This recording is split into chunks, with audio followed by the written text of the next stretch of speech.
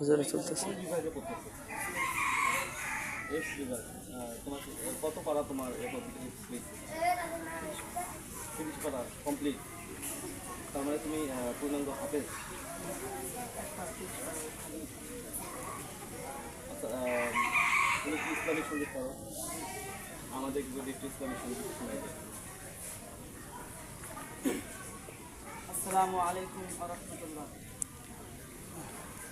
এই দুনিয়ায় তুমি থাকবা কতদিন, এই দুনিয়ায় তুমি থাকবা কতদিন, হঠাৎ করে উঠবে বেজে, হঠাৎ করে উঠবে বেজে